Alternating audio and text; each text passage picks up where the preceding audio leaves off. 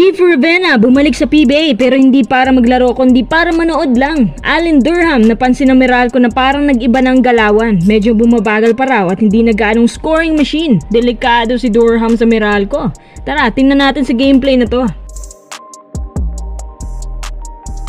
Unang quarter naging dikita ng labanan ng dalawang best teams ni MVP. Chris Newsome, delikado to. Halos maiyak siya sa sobrang sakit ng ginawang upuan ni Aram ang kanyang binte at malaking kawalan pa naman siya sa balls. Nice block pa ang ginawa ni RHJ dito dahilan kaya nawala ng momentum ang balls. Kaya natapos pang unang quarter na 2 lamang ang lamang nila.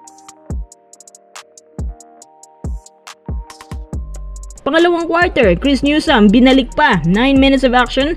Halos hindi na umuusad ang scores na magkabilang kampo dahil na rin sa maninipis na tawag ng ref sa kanila. Pansin ko kasi na medyo physical masyado ang depensa nila. Kaya halos hindi makapukol dito si RHJ pati si Allen Durham. Parang tahimik yata. 7 minutes na lang natira, halos wala pa rin nakakatama. 6 minutes of action. Ayan na si Buong Quinto 4-2 with matching 3-point play pa yan ni Chris Newsome. Sinagot naman yan ni Calvin Oftana pero binawian agad ni Alvin Pasaol ng Big 3. 4 minutes na natira, naghahabol pa rin ng TNT ng 8 puntos. 3 minuto, CJ Cancino nice jumper para sa kanya. Sa kabila rin ng Batak, naghahanap pa ng foul sa kanya matinding drive. Nakahabol pa ang TNT dahil sa jumper na to ni Stingray. Pero dahil sa sipag ni Cliff Hodge, lamang pa rin ng Meralco. Ikatlong quarter, lumamang po ng isang TNT under sa kapangyarihan ni RHJ at ang newcomer na si Stingray. Ilang beses na rin pong nakaka-turnover ang Meralco. Mga samot-saring bad pass. Habang Brandon Bates pilit basagin ang sumpa na to, malapit na matapos ang ikatlong quarter, Chris Newsome kumikending-kending naman at injured sa parehong binte pa rin dahil sa back-to-back tip in ni Aram plus ang big 3 ni Stingray kaya lumamang pa ang TNT ng up to 10 points. Pinakamalaking lead ito so far. Nice reverse layup naman dito para kay Durham pero RHJ may 2 big slam ang sagot para kay Durham.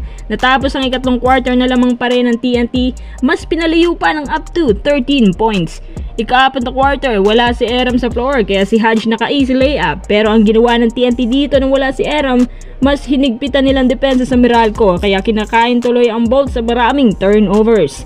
8 minutes na lang natira, napako ang Meralco sa 59 points habang Allen Durham agad nang pinaupo dahil nga hindi na siya nakakapag-deliver. Parang yung ginagamit niya, yung laki ng katawan pero nawala yung kanyang shooting habang Chris Banquero nakapukol naman ng pangalawang 4-point shot. 5 minutes na natira, inaalat pa rin ng Meralco. Ang ginawa nila, halos pinull out na nila lahat ng best players para makapagpahinga. So dito pa lang alam ko na parang nagko-concede na si Nenad.